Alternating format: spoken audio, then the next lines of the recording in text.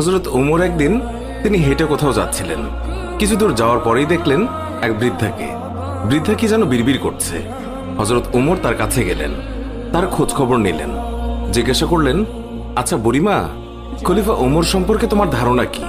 বুড়ি হযরত ওমরকে আগে কখনো দেখেনি, তাই তাকে সে চিনতে পারেনি। বুড়ি হযরত ওমরের কথা শুনে কিছুটা বিরক্ত হলো। বলল, ওমর টোমর দিয়ে আমি কি করব? আমার কি এমন ঠেকা পড়লো যে আমার তার খবর নিতে হবে? নিজের চিন্তায় বাঁচি না। বুড়ির কথায় ছিল রাগ আর অসন্তোষের ছাপ। হযরত ওমর আবার তাকে জিজ্ঞাসা করলেন, বুড়িমা, ওমরের উপর তোমার এত রাগ কেন? বুড়ি চেঁচিয়ে জবাব দেয়, রাগ হবে না কেন? এই যে সে খলিফা হয়েছে, তো আমায় কি একটা পয়সাও দিয়েছে? নাকি কোনোদিন আমার খোঁজ খবর নিয়েছে যে আমি কি হালতে আছি? ও মানুষ না।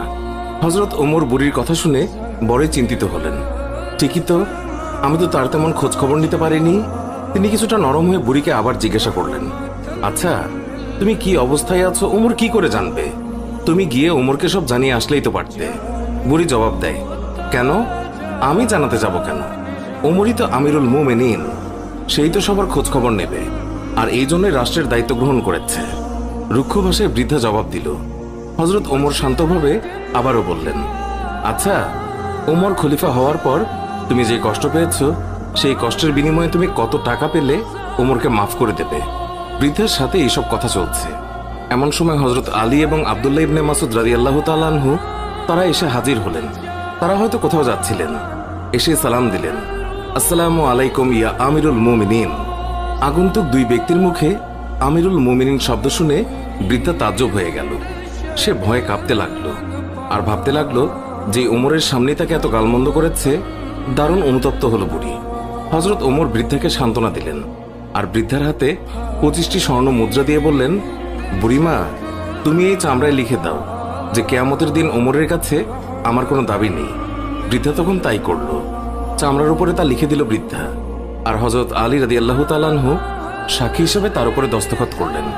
হযরত ওমর রাদিয়াল্লাহু তাআলা আনহু মুহাম্মদুর রাসূলুল্লাহ সাল্লাল্লাহু আলাইহি ওয়াসাল্লামকে অনুসরণ করে তালি লাগানো জামা পরতেন। যখন তিনি মুসলমানদের প্রাণকেন্দ্র বায়তুল মুকাদ্দাস জয় করার জন্য বের হচ্ছিলেন, সেই সময় তার পরিহিত জামায় 17টি তালি লাগানো ছিল। যখন তিনি তালিযুক্ত জামা পরিহিত অবস্থায় জেরুজালেমের উদ্দেশ্যে রওনা হয়েছিলেন, সাহাবাদের মধ্যে থেকে কেউ একজন হযরত আলী রাদিয়াল্লাহু তাআলা আনহুকে বললেন, ইয়া আলী, হযরত ওমর রাদিয়াল্লাহু তাআলা আনহুকে বলুন অন্তত আজকের দিনে তালিযুক্ত কাপড় খুলে একটু ভালো কাপড় পরিধান করার জন্য, কারণ তিনি ইহুদি খ্রিস্টানদের দেশে যাচ্ছেন। তারা হয়তো আমিরুল মুমিনিনকে দেখে বিরূপ মন্তব্য করতে পারে। তারা তিরস্কার করে বলতে পারে